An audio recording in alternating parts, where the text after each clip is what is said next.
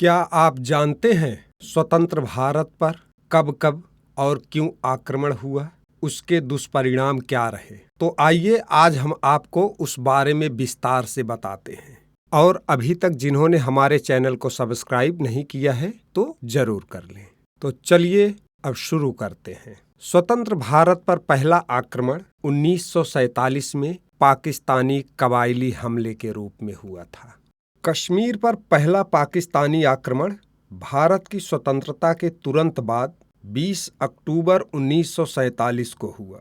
पाकिस्तानी फौज के सेवारत मेजर जनरल अकबर खान ने, जो कबायली सेना के जनरल तारिक के नाम से जाने जाते थे, लिखा है कि पाकिस्तान के प्रधानमंत्री लियाकत अली खां की आज्ञा से बनाए गए एक्शन प्लान के मुताबिक कबायली सेना का गठन किया। 20,000 कबायलियों के 20 लश्कर तैयार किए गए। एक हजार के इस कबायली लश्कर का नेतृत्व करने के लिए पाकिस्तानी फौज का एक मेजर, एक कैप्टन, 10 जेसीओ नियुक्त हुए।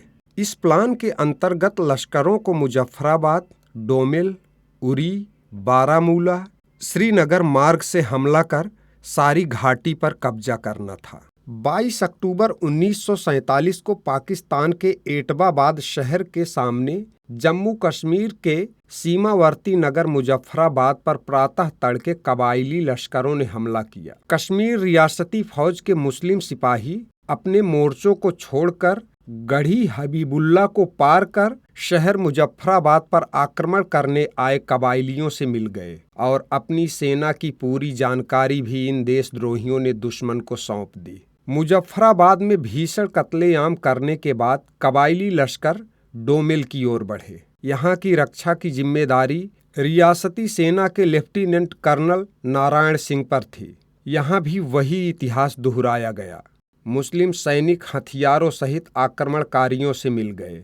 कैप्टन राम सिंह सहित पूरा दस्ता दिन भर युद्ध करते करते मारा गया। बंदी बनाए गए सैनिकों को सारे कपड़े उतरवाकर एक पंक्ति में खड़ा करके निर्दयता पूर्वक गोलियों से भून दिया गया। गांव-गांव में हिंदू प्रजा पर आक्रमण, लूट, हत्या और बलात्कार होता रहा। विस्थापितों के काफिले जान बचाने के लिए उरी और श्रीनगर की ओर भाग रहे थे।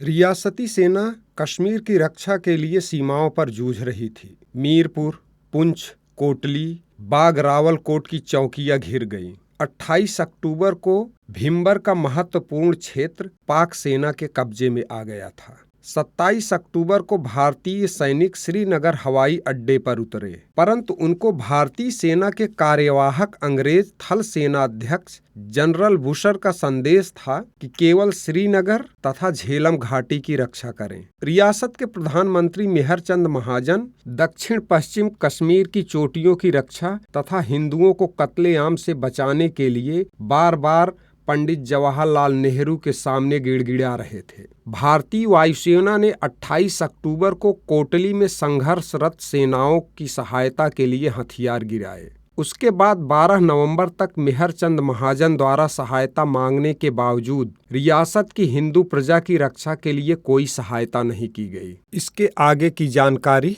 हम प्रथम युद्ध के दूसरे भाग में देंगे। तब तक आप चैनल को सब्सक्राइब कर लीजिए, बेल आइकॉन दबा दीजिए और अगले वीडियो का इंतजार कीजिए। जय हिंद, जय भारत।